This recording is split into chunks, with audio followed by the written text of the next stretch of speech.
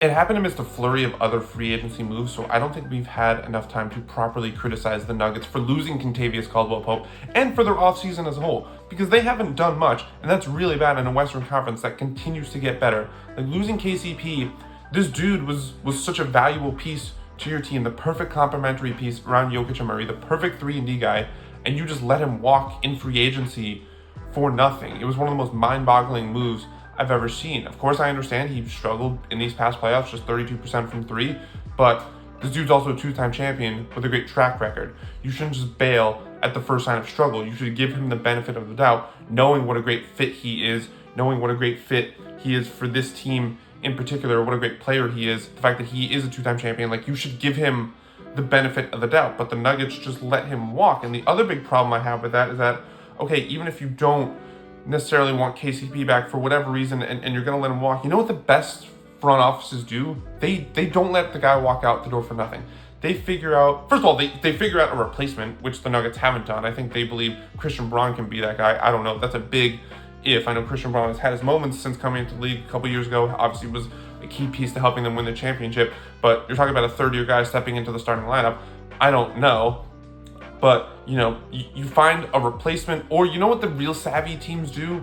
They make sure they just do a sign and trade. They do something. They don't let a guy as valuable as KCP was to the Nuggets, they don't let that guy walk out the door for nothing. And that's what the Nuggets did. And of course, they're going to say, oh, well, money and luxury tax and the second apron and all that stuff. And like, you know what? Stan Kroenke, the Nuggets owner, is the third richest owner in the NBA at over $17 billion. So, you know, miss me with the whole they can't afford it stuff. And it's what's so frustrating about ownership, I think, in general, is that so many of these owners view teams as a business where it's not, they want to win. Of course, it'd be nice, but it's more about making a profit and not losing as much money.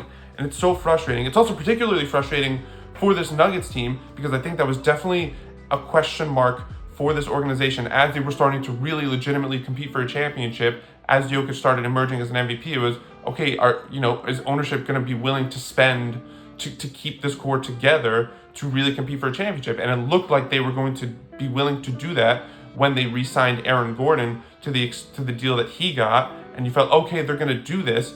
And now it just sort of feels like, hey, we won a championship. That's all we need. We just needed one. Now we're going back to more like the profit stuff. And it's so frustrating to see because when you have a player the caliber of Jokic, who is, I think, still at this point the best player in the world, and you don't do everything you can to maximize his prime, it bothers me to no end. I don't care how much you're going to have to pay in luxury tax.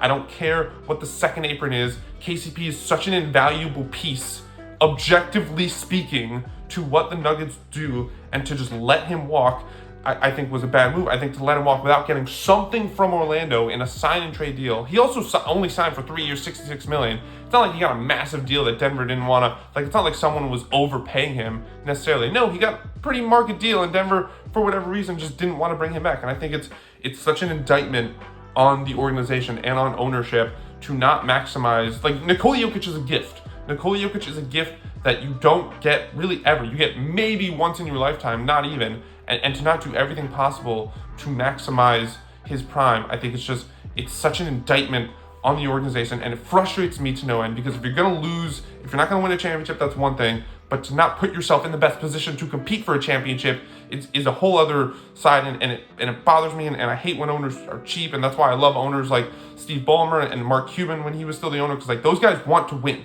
They want to win, and they might not win, but they're going to be willing to do whatever it takes to win. And you always like owners who are passionate about the team and don't just see it as a business expense. They want to win. And for Denver, it's just, it's so crazy to think about where the Nuggets are compared to where they were 2 years ago, because they won their championship just 2 years ago. Just 2 years ago, they won the championship.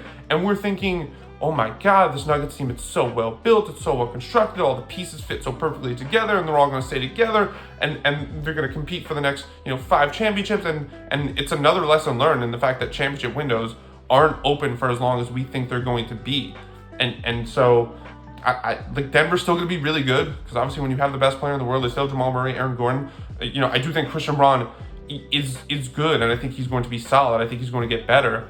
But just to lose that guy, to just let him walk out the door, I think was just so, it frustrates me to no end, and I don't think we're as mad at Denver's organization as we should be, because it's a massive failure on their part for starting to count pennies when they need to do the opposite. When with the West getting better, with OKC getting better, and all these other teams, you need to really start. You need to put more in. You need to put more in. It takes more to win a championship, not less. And to start cutting corners now, start shaving pennies now, it's a mind-boggling move to make, considering you just won the championship 2 years ago. You got to game 7 of the second round, could have easily made the conference finals, and then maybe got back to the finals if a few things went differently. And to start cutting all those corners now at this point, it's just, when you have Nikola Jokic, you have Jamal Murray, you have what is a championship core, it's just, I don't get it.